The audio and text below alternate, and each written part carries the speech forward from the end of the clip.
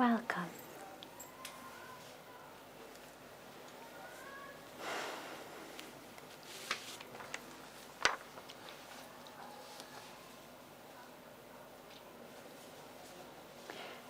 I feel like I know what my path is in life, but there have been so many times I've had that feeling, and the universe decided to throw a curveball and send me down a different path.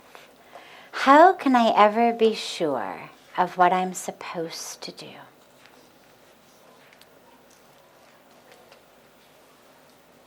So this is actually one of the very common dilemmas of life. So many of us struggle at so many different times of our life with, what am I supposed to do? How do you know? So many different options, so many different possibilities. And of course, there isn't one right answer. There also isn't one equation to find out the answer. So it's not like you can say, oh, okay, so you want to make khichdi, you need this much rice, this much lentils, this much ghee, this much cumin. I mean, you could give a recipe. But to know your path in life, the answers are different, the equations are different. The only way to know what to do, it's not that the universe ever throws a curveball. It's that our mind gets a little curvy sometimes. And so we may think something is the right thing for us. And we may think it based on a whole variety of reasons, which may feel to us really good and valid and wonderful.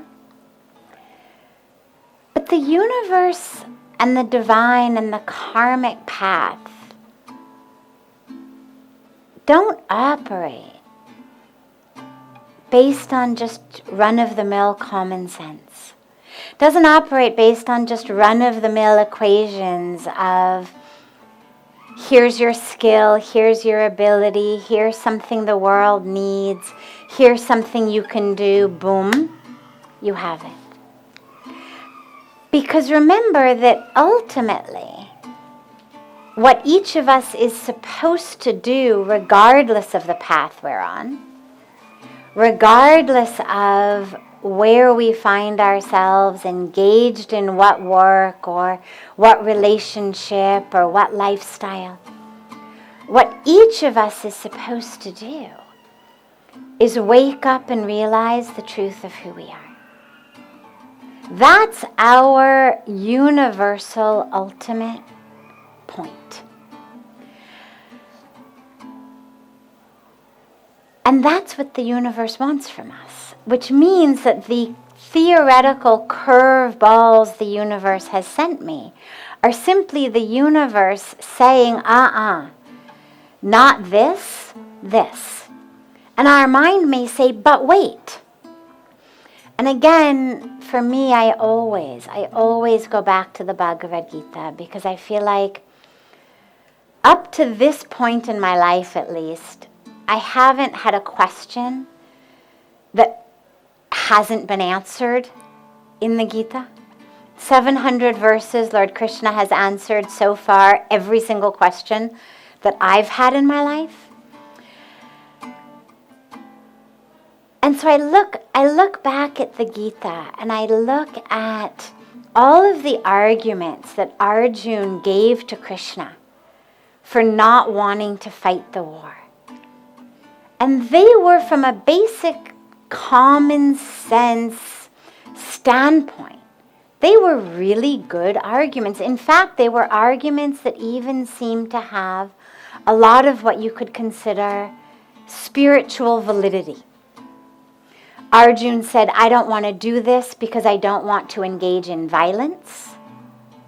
Well, that sounds very spiritually valid. Arjun said, I don't want to do this because I don't care about the land. Forget it. Let them keep it all. Again, that's very spiritually valid. Non-attachment. Looks like a wonderful spiritual quality, a warrior, a prince who says, forget it, let them have it. Peace is more important than the land. Most of us unanimously would say, yeah, good decision. Then he says, and they are my family. How could I possibly do something that will bring harm to my family? So he gives all of these arguments that are so grounded and valid and impressive. And, there's nothing about Arjun that's impulsive or weak or wrong. We would look and we would say, yes, this guy really understands how to make a decision. And then the divine in the form of Lord Krishna says to him, sounds good, but no. Because that's not your path. That's not your Dharma. And yes, in a box, in a tiny little box of this intersection of time and space, of you in your role as Arjun, the relative of Duryodhana, you in your role as a man in a physical body fighting other men in physical bodies, okay, I can see where you've been confused. But Arjun, that's just the game of your ego. That's not your Dharma.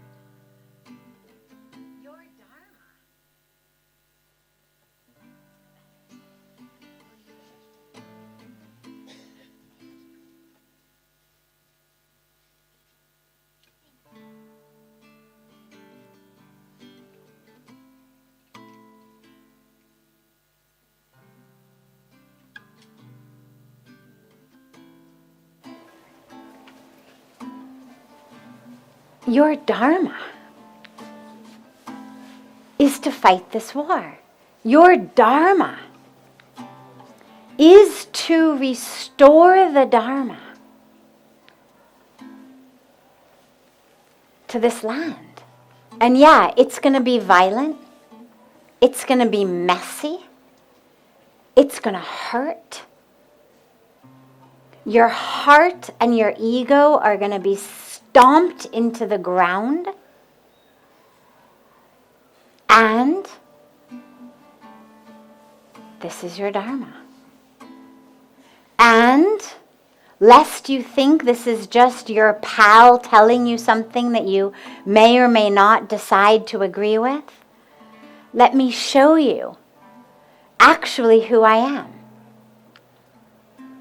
And Lord Krishna shows him his whole divine form. Because of course Arjun had thought, oh, he's just my friend.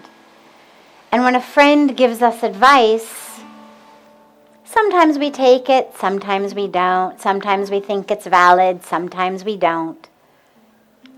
But when we know that God is speaking to us, we take it very differently.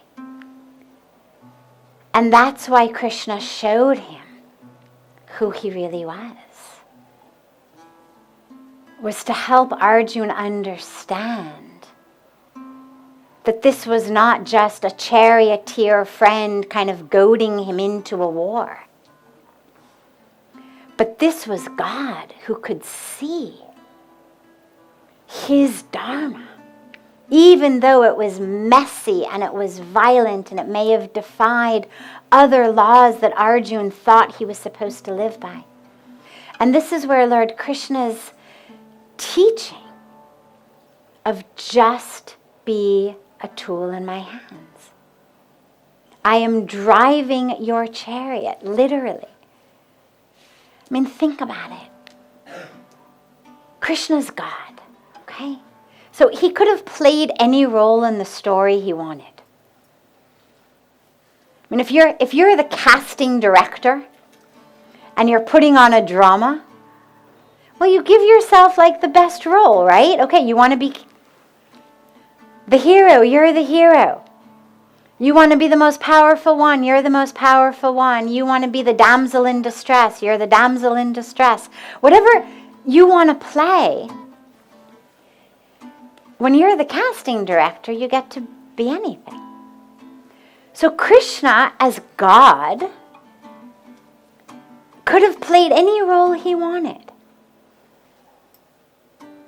What did he choose? He chose the role of just being Arjun's chauffeur. And there's a very beautiful moment actually in the Mahabharata, before the teachings of the Gita on the battlefield, but in the story, the epic that leads up to it, in which, when it is obvious that war is going to happen, Arjun and Duryodhana both go to Lord Krishna. He's both of their friends, to ask for help. And Krishna's lying down. And Duryodhana goes and he sits right by his head. Like, I'm going to talk his ear off. And Arjun sits at his feet.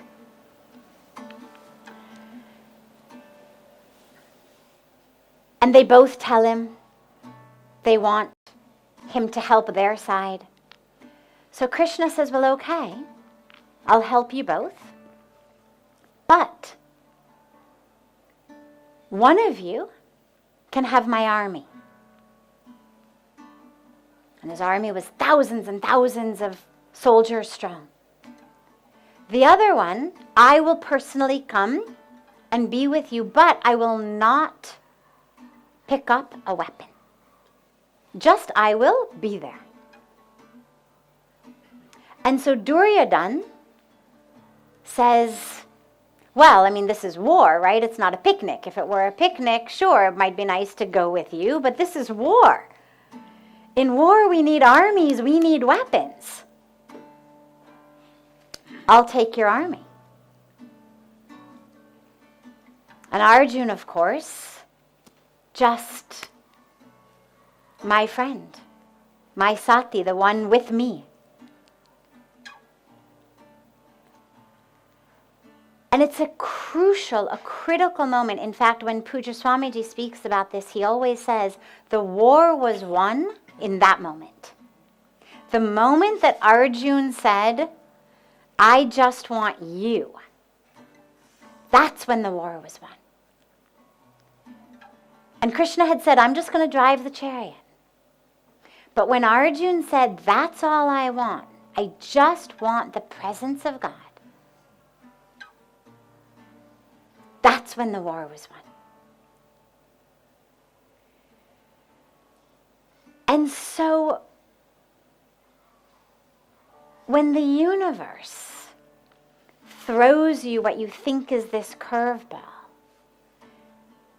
when you find yourself metaphorically on this battlefield, thinking, forget it. I'll meditate in a cave. Forget it. I'll do this. I'll do that. Which is exactly what Arjun said to Krishna. Forget it. I'll just go. I'll meditate in a cave. Krishna said, not your dharma. And my other favorite part is Arjun says to him, but I could die. Now again, Krishna is God. He knows what's going to happen. He's the casting director, he's the author, he's the director, he's the producer, he's the script writer. I mean, he's done everything. He knows where this is going. It's God. He could have very easily said to Arjun, don't worry, you're going to win it. But he doesn't. He doesn't say to Arjun, don't worry, you will win. When Arjun says, but I could die, he says, yeah, it's war, you might. He said, but to die in the fulfillment of your Dharma is 1,000,000 times better than to live forever but not fulfilling your Dharma. And so a lot of times we think we know what our path is, but we decide it based on all kinds of things, including, of course, our best common sense, including values and ethics that feel right. But what it's not taking into consideration is, what actually does the universe want of me? What actually is my Dharma when I'm a tool in the universe's hands? How am I supposed to be used? And this is why the only way to know what to do is to connect deeply with who you are. Because there is no other equation. This is why we connect with God. It's why we meditate. It's why we try to hear the voice of God. It's why we have gurus. Because when we can't hear the word of God very clearly, we go to the guru and we say, please, I don't know what to do, this or that. Or I want to do this, but here's the problem. Or my parents are telling me to do that, but I don't want to. Or the society says do this, but my heart says that. Or my heart says this, but my ego says that. Whatever it may be. This is one of the reasons we have gurus. We go and we say, show me the way.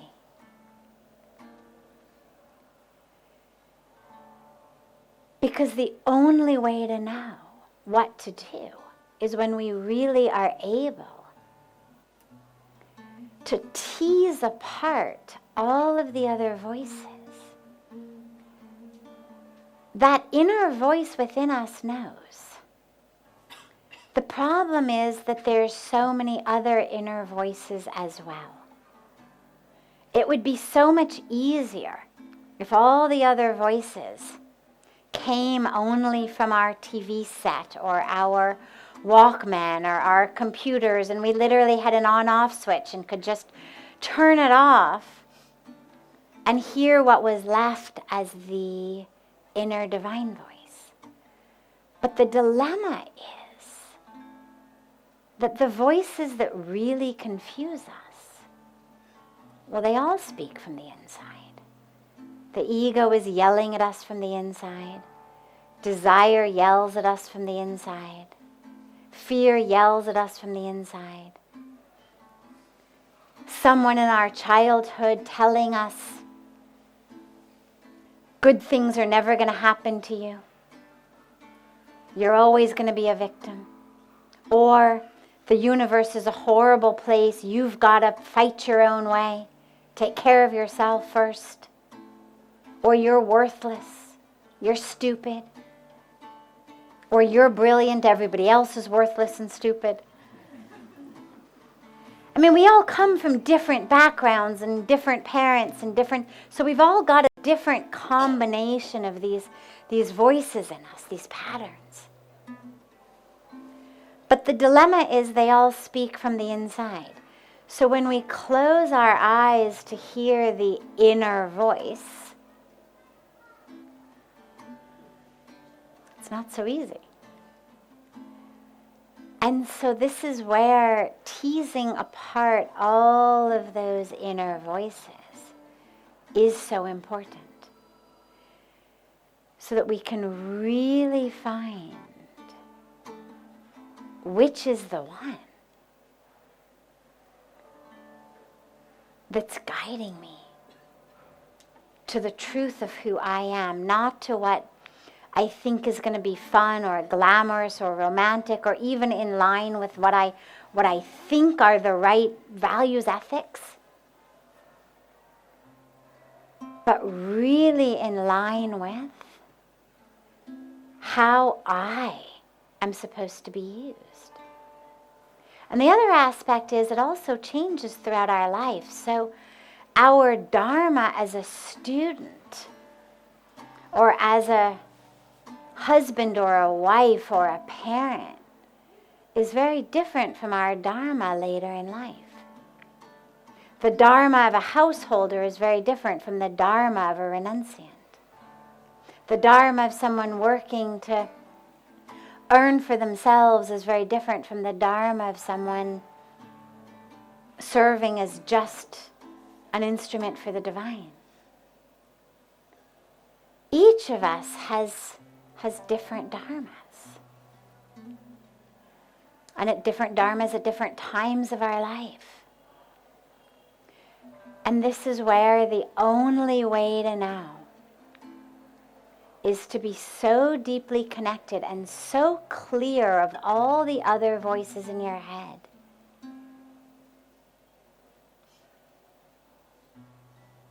To have that connection to the divine. Then you know. But there is, as I always say, an intelligence in the universe. And it's something that each of us can tap into. Yes, if you're lucky enough to have a guru in body, great benefit for you. But if not, tap in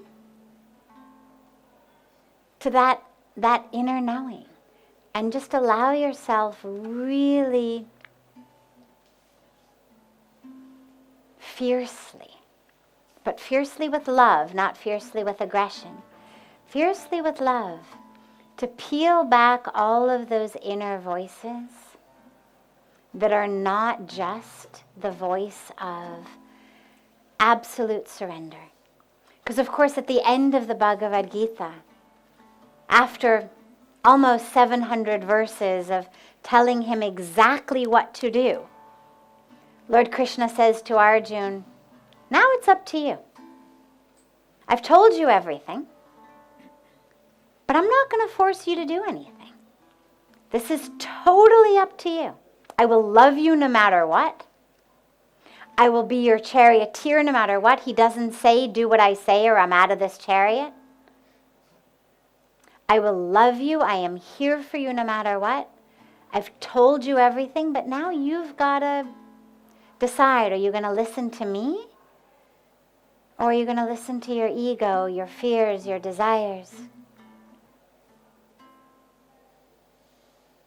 And Arjuna says, all of my darkness has been dispelled. I surrender. I will do whatever you say. And that line of, I will do whatever you say, Karishye Vachanam Tava, is a beautiful mantra that Puja Swamiji always gives. He says, people will say, okay, what's the single key to happiness in life? The single key to fulfillment in life or peace in life? And I've heard Puja Swamiji many times say, if you want one mantra for peace in life, one mantra for joy, fulfillment, meaning, everything in life, Karishye Vachanam Tava, I will do whatever you say, to God.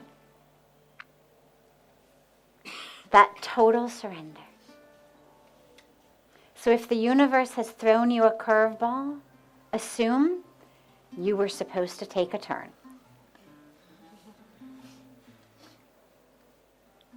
And then the question becomes simply, how can I straighten out my mind so that this turn doesn't feel curvy, but I realize it was very straight? When I realize the curve is only in my own mind.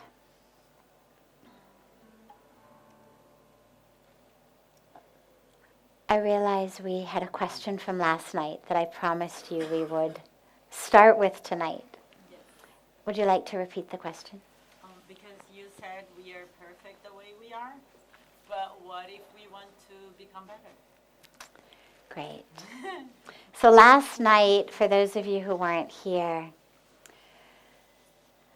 we were speaking about the absolute perfection of each moment, and how it's only the games of the mind and the ego and the programming that tell us there is something wrong with us, with this moment,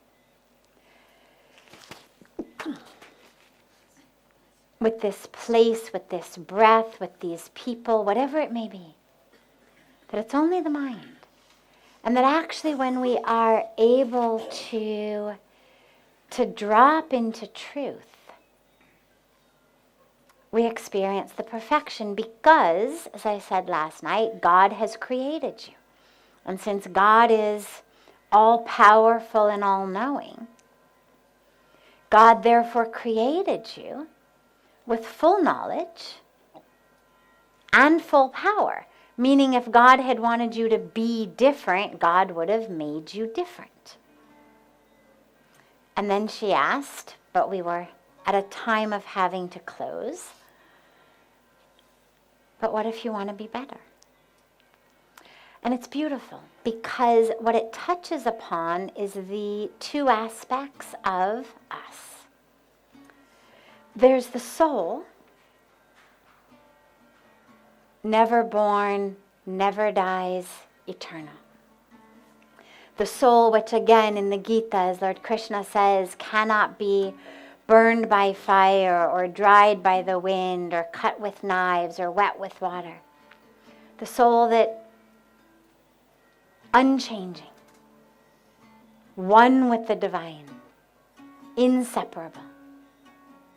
And then of course there is this individual being that includes a physical body, but it also includes a subtle body, the mind, the ego. It includes our karmic package. It includes all of that we identify as I, some of it being simply material body, keeps changing, dies at the end of this life. Some is the part that's not physical and that actually stays with us as we move from one body to another. So the subtle body travels with us.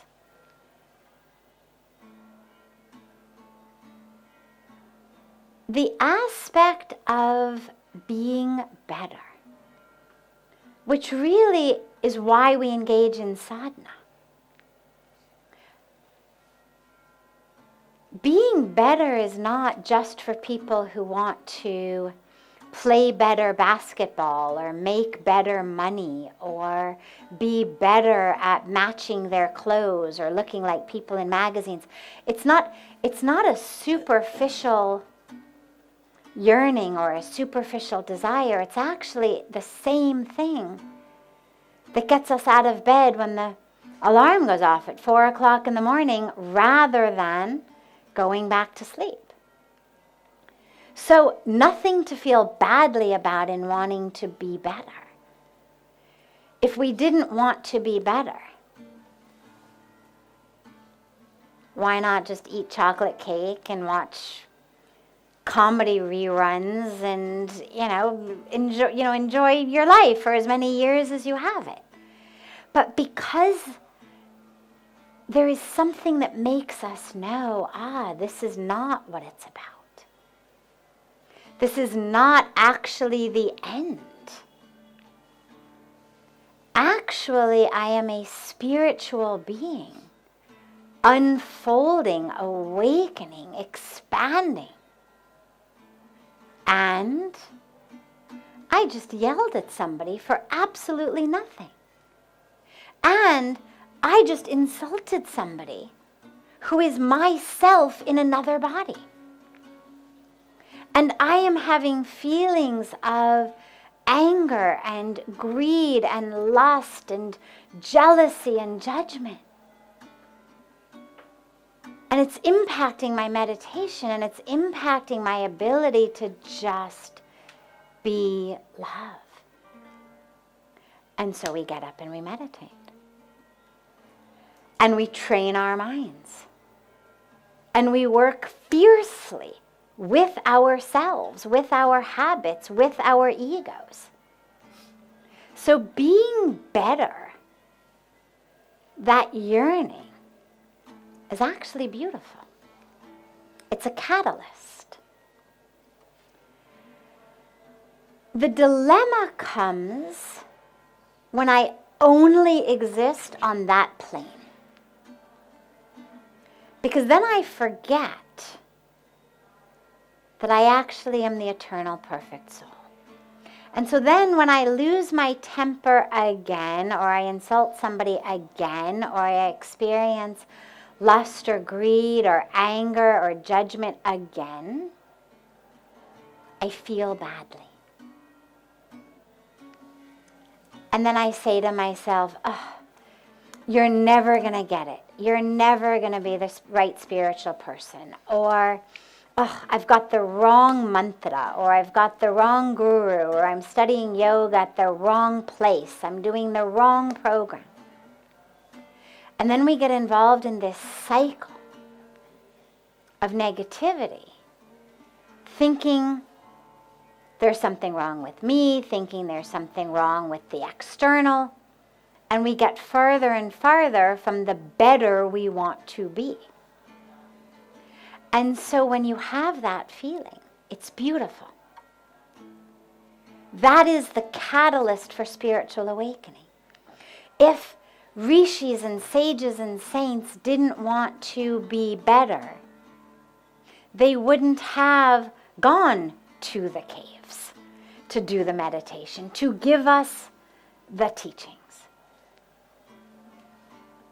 If the enlightened masters serving the world didn't want to be better, they wouldn't be serving the world.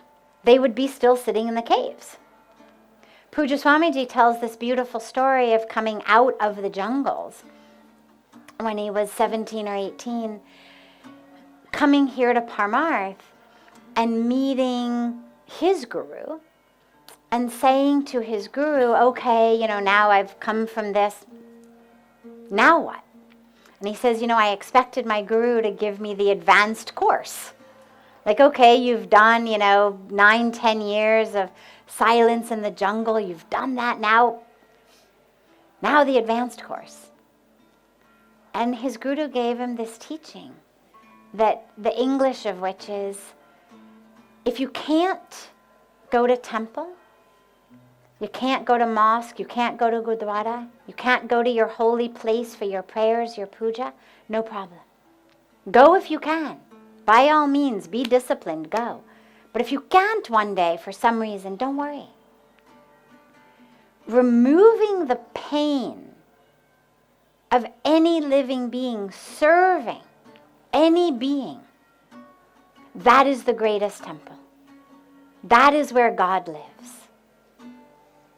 Just be a tool in God's hands.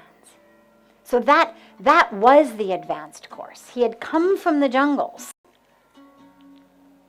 And if he at that age hadn't wanted to be better, he wouldn't have followed those instructions. He would have gone back up and lived in the caves.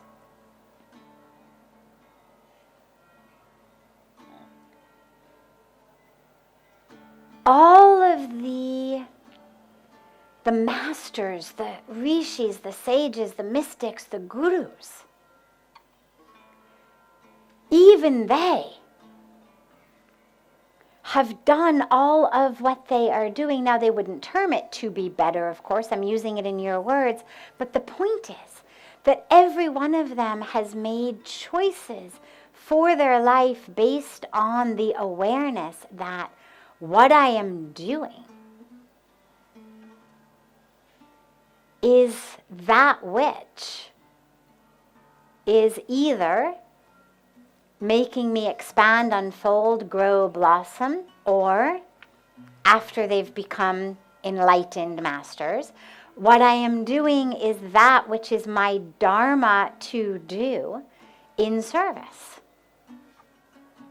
So either it was in service of the enlightenment, or once the enlightenment came, then it's my dharma as an enlightened being to bring light to others.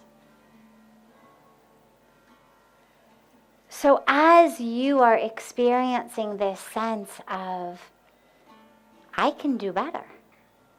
I don't have to lose my temper at that guy. I don't have to yell. I don't have to have negativity in my mind. I don't have to think the problem is somewhere outside. That's a beautiful catalyst. But you have to simultaneously hold the awareness and I am perfect. In every minute and every moment. And I need to open my heart more so that I come to the world from love in a place of vulnerability so that I'm able to share my heart and therefore not yell. And I am perfect.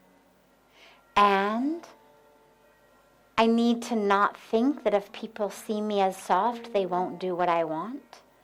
And to have that courage. And I am perfect. And I need to know that when I open my heart and love, I get hurt. And that's okay. And I am perfect. And to work with the self that needs to be better, step by step, layer by layer, and realize you're perfect. And that's the path for all of us. And so it's beautiful. Nothing wrong with wanting to be better. Thank God. Because what it means is you're clear. It means you're aware. It means that you're courageous. It's a lot easier to say, oh God, if you would just give me a team that had like half a brain, I would know what to do with them. Right?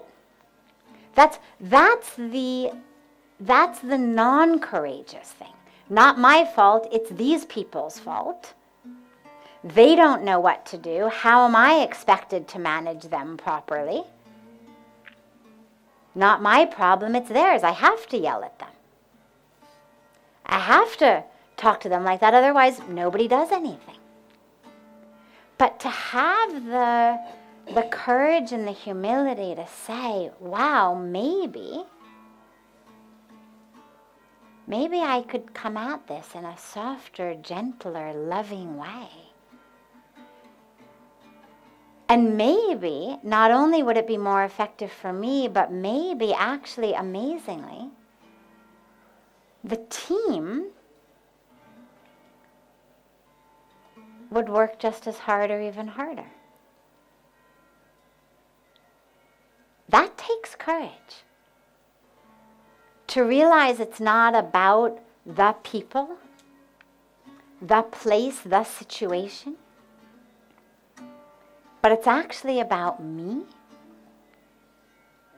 That takes a lot of courage. It takes a lot of humility. So, yeah, wonderful. And then just keep at it. Keep at it every night, every night, as Puja Swamiji says, just in that introspection, you offer to God. The plus points of that day, what moments of that day I allowed the divine to just flow through me and use me as an instrument, and what moments my ego got involved, what moments my patterning got involved, what moments my expectations got involved, what moments I was expecting from others. They're going to do what I say. Or they're going to love me, or they're going to appreciate me, or they're going to respect me, or whatever it may be. What moments was I expecting from others? And what moments was I just a clear vessel? And you offer them to God. without judgment of the self, without analysis, without blame, with nothing. You just offer it. And then you pray to God, okay, God, so you know what our work is. Tomorrow, if you could help me a little more. Help me be a little bit more humble tomorrow, or a lot. Help clear my mind. Help free me of the ego, free me of the desires, free me of the exact same thing I've done my whole life. Because I know, God, it doesn't work. I've done it. I've been there. Free me of that. And then you offer it to God and you sleep. Okay? Good.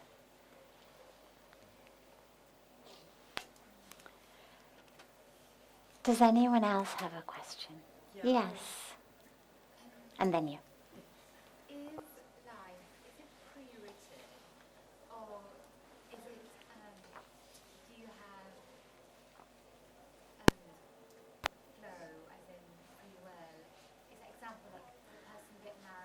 Yes. Okay. So, predetermination and free will, which is it? It's both. It's both.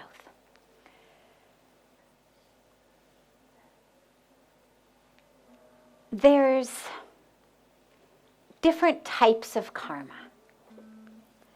There's what we consider long-term karma. An action you do today that bears fruit many, many, many years down the line, if not in another life.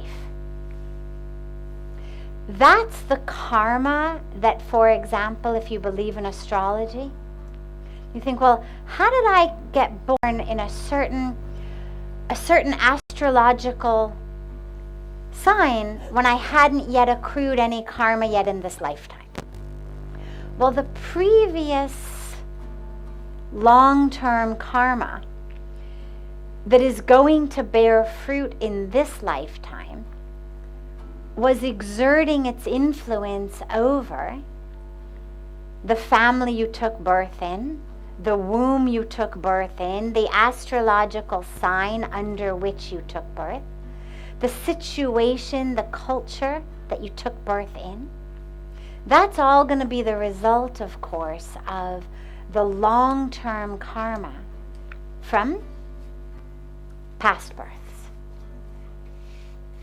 That's the stuff over which we have no control, obviously. And so there's not much point thinking too much about it because there isn't really anything we can do about it.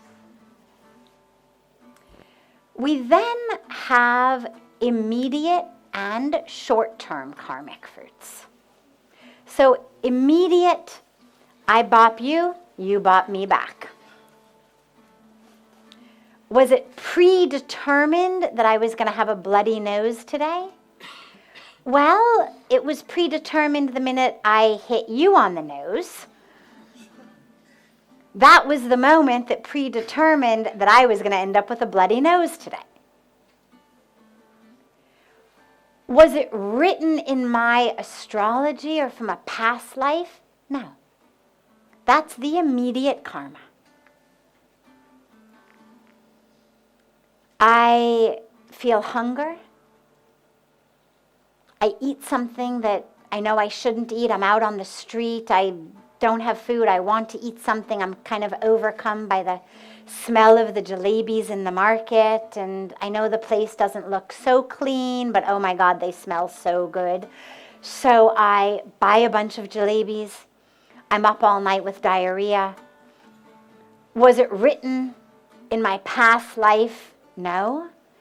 It was the pretty immediate fruit of the action of buying those jalebis. So it was predetermined the minute that I went with my desire to eat the jalebis was the moment that the activities of my night were written. This night you are going to spend on the toilet. Written, when I engage in the behavior of eating the jalebis against my better judgment. So the pieces that are important for us to pay attention to mostly are how we, with our immediate and short-term karma, our actions, are writing our immediate and short-term results, while also being aware that we are writing long-term karma for later in this life and even future lives. So some piece of where you are today, like if we just look at you sitting right here now, all three karmas have come into play. Long-term karma that puts you in your mother's womb under that astrological sign, in that culture, gave you the sanskaras that have guided much of your life. But then along the way, you have used your free will to make a lot of decisions, to engage in a lot of actions that have then had their own repercussions. Right now is a sum total of all of those. And here in this moment, we have total free will. You can't rewrite history. You can't change anything from the past. But you can change your immediate, your short-term, and your long-term future based on what you do right now. And that's where our free will comes in. So every time I have a thought, let's go with my jalebi example. Here I am on the street, I'm hungry. I have a thought. It says, jalebis. The thought was produced by the whiff of jalebis from the guy cooking them, and it smelled. And I have a thought that says I should eat a jalebi. But then there's also presumably another thought in my mind that says, the place doesn't look so clean. Maybe I also took a New Year's resolution to go on a diet. Maybe I also have a past history of eating impulsively and ending up with really bad stomach aches, food poisoning. And so I've got what you could consider, we speak about as buddhi, my intelligence. Maybe I've also got some sadhana in which I have developed an ability to realize I'm not a slave. Because in my meditation, a thought comes, but I don't go along with it. An itch comes, I don't go along with it. So I've developed some sadhana and an ability to know that just because a whiff is there, just because an impulse is there, I don't have to go along with it. Just because there's a crowd of people at the jalebi seller saying, come on, come on, come on, come on, it looks great. You're depriving yourself. Just because of all of that, I've got the sadhana. And I then make a decision. And whichever decision I make, so let's take for a moment, I make the decision to go with the desire. I push away the sadhana. I push away all of that. And I use only the inner voices that enable me to go with exactly what my desire is. Look at all those people. They look healthy. They don't look sick. Clearly the jalebis must be fine. They're all eating them. Clearly they want what's best for me. Or another voice that says, yeah, but you know what? Why bother dieting? I'm perfect just the way I am. Why not enjoy jalebis? All this sadhana stuff, forget it. Why bother when the world is full of beautiful jalebis? I mean, clearly I wouldn't have been given taste buds if I wasn't supposed to enjoy jalebis, right? I mean, Sadhviji said God's perfect. He gave me taste buds. I must be to enjoy the jalebi. So I push away the thoughts that are not in line with what I want to do. And I engage in my karma. I eat the jalebis. Karmic fruit. I'm up all night on the toilet. Sometimes sitting on it, sometimes facing it. I feel miserable. Right? Proper food poisoning. But it could have gone the other way. I could have taken a deep breath. Could have realized I've eaten a lot of jalebis in my life. Pretty much every time I've eaten them, I've been sick. Maybe it's not the guy that's unclean. Maybe I've got a sugar intolerance. Who knows? Whatever it is, me and jalebis, they don't get along. And I'm able to take a deep breath, and I'm able to realize this wave of desire shall pass. I've had waves of desire before. They have passed. I have not engaged in all of what I've engaged in spiritually, just to be swept up by a good-smelling jalebi and a crowd of people saying, oh, yeah, have one. And so I walk right by. Now, each of those actions has immediate effects, of course. One makes you sick, one doesn't. But they also both have short-term and long-term effects, the same action. Because the first one deepens a groove, a sanskar, a neural pattern of going with my desires. The other one deepens a neural pattern of sadhana and restraint, connection to inner self. Which means that then next time I pass by a gulab jamun store,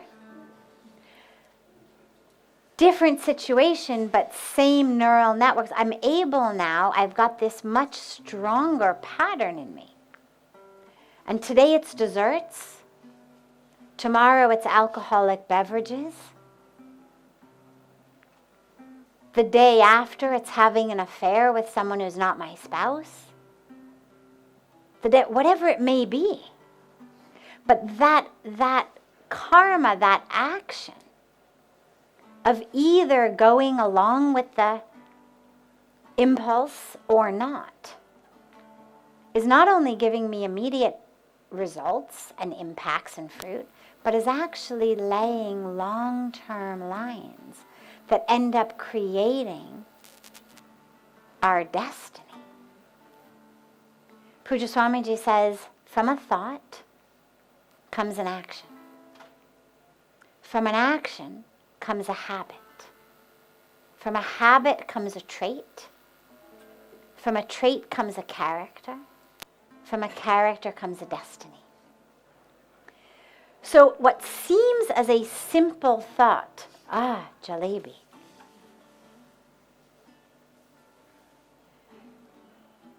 actually can become an entire destiny. And this is where watching our thoughts is so important. And this is why that concept of the mind is so important. Because one thought changes our life. Our entire, and not just this life, next life. Our whole destiny. We take one action from our ego, from desire, from fear, from a patterning that is no longer the truth of who we are. It sets up a domino impact that becomes destiny. And so this is where that predetermining comes right now. The thoughts you are having sitting here right now are the thoughts creating your destiny. And this is why we watch our thoughts very carefully. Because we are creating our own destiny. So the person you get married to, that's more two-way. Yeah. Oh, yeah. A lot of our karmic threads are interwoven. The people in your life are there for a reason. Now, different relationships have different reasons. But yeah, if someone is playing as prominent a role in your life as a spouse, they are there for a reason. You have karmic threads that are woven together. Now, that doesn't mean that necessarily that karma package has to be an entire lifetime. There may be karmic threads that are supposed to be interwoven for certain periods of time and then no longer interwoven. There's work that needs to be done that then gets done. I know societally and culturally, we say, no, that it has to be forever. And that's wonderful if you can do it. I'm speaking just purely from a karmic thread standpoint. That with different relationships in our life, some of them are meant to be forever. Some are meant to be a day, a week, a month, a year, 5 years.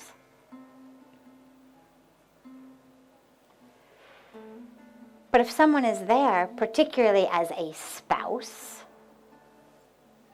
as a family member, as a long-term, close person, chances are they're there for a very important reason. And that you've got some important karmic work together. That's why leaving those types of relationships is not something that's usually encouraged.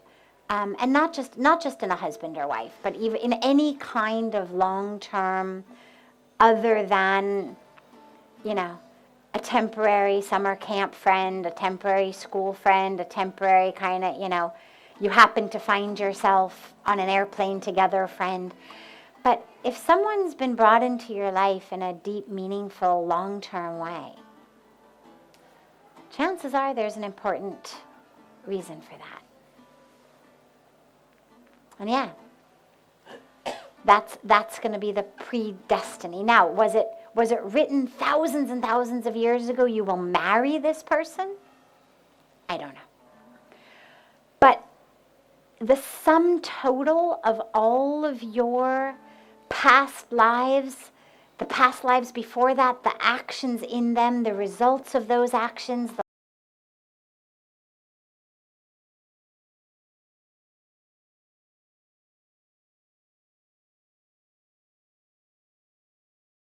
brought you together with that person for a reason.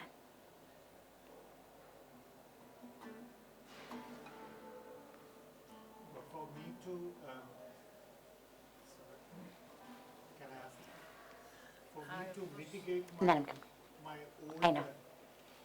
For me to mitigate my old karmas, do I necessarily have to suffer the full consequences, or is there any way to dilute the impact of it through mantras or sadhanas? Great. There's definitely ways to mitigate the impacts of that karma. That's why we do sadhana also.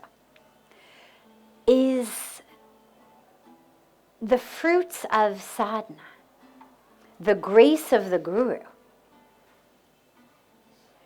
is such that it doesn't wipe it out entirely, but for example, let's say that there was supposed to be an accident. And maybe the accident would have been a major accident, and instead you stub your toe. Or there was supposed to be an accident, and you have an accident in your dream instead. So absolutely, it's definitely said and emphasized that the practice of sadhana in all its forms and the presence and the grace of the Guru, the blessings of the Guru, absolutely mitigate lots of past karma. Yes. Yeah, I have been here for almost 3.5 weeks now, and I feel it's a very beautiful energy, and it's easy when I'm in India to have a spiritual practice, but I got to leave tomorrow, and I got to go back to Germany, where I have to start my business and earn money again, and where I have a partner who is suffering from depression, and I'm wondering how I could help him, or how yoga could help him Great. to get over depression, and how I could do something, or what I could do to keep part of this spiritual energy when I'm not surrounded by Wonderful. this very supportive circle of people, by these ashrams and all this energy field, which I feel is very, very positive. So we'll take this as the last question this evening. She's going back to Germany tomorrow after being here for 3.5 weeks, and going back to a partner who has depression, and back to the job and business. And she said, I feel it's been so beautiful and wonderful being here. And how do I, without this wonderful environment and supportive environment and loving environment, sustain this and also help my partner who's suffering, and can yoga help him? So, yes, yoga can help anything and everything. Your energy itself will impact him very much. We are energetic beings. And the energy that I create inside me, through my thoughts, through my feelings, through my emotions, through all of me, that's what gets shared. That's what I share with others. And so your energy, when you go back, you've got very, very special and beautiful energy to go back and to give to him. However,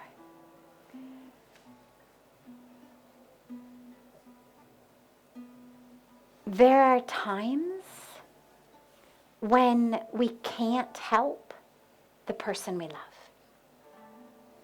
And that's very, very difficult. But it's very important to realize that, because otherwise we feel responsible.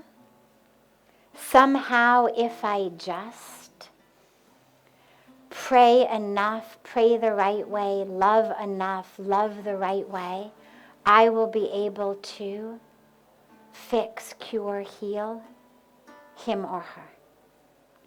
And you have to realize that he has his own karmic package.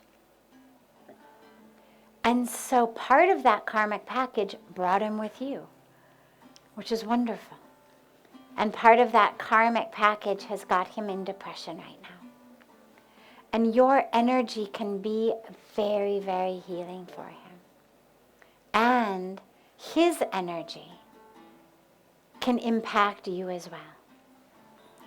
And this is why it's very important for you also to make sure that you develop a practice that recharges your energy,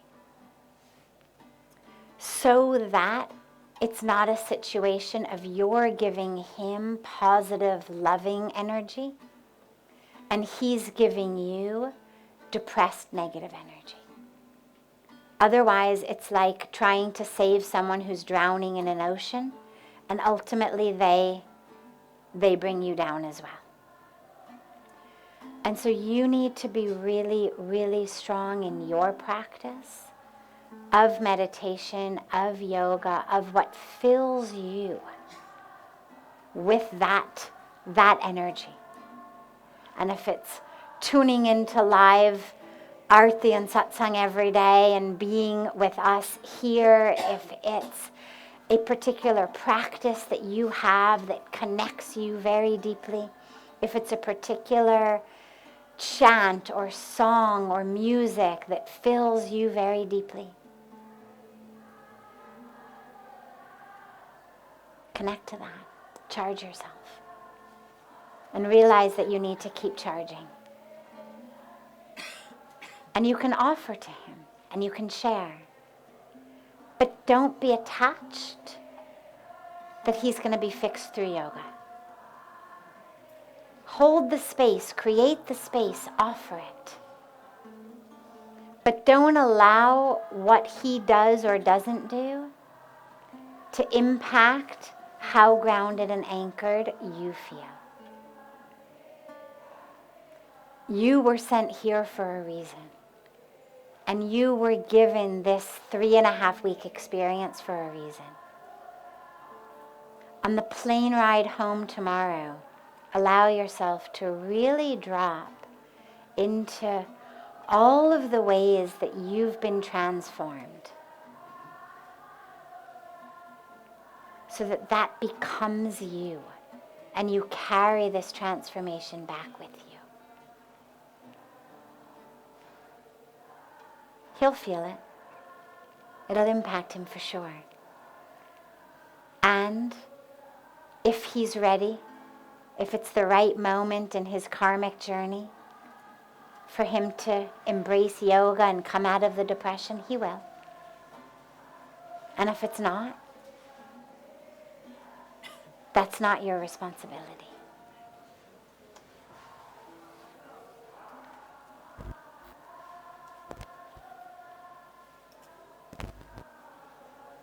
But stay connected here.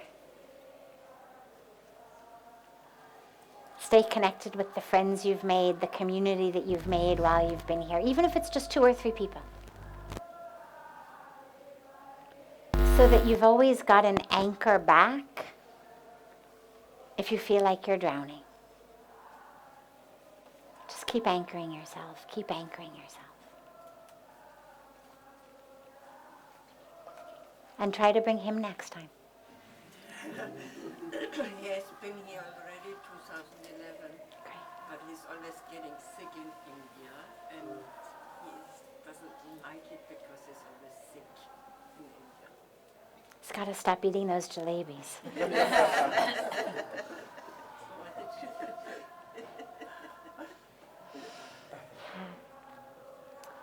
Maybe you can bring him back next time. We'll keep him healthy. Okay.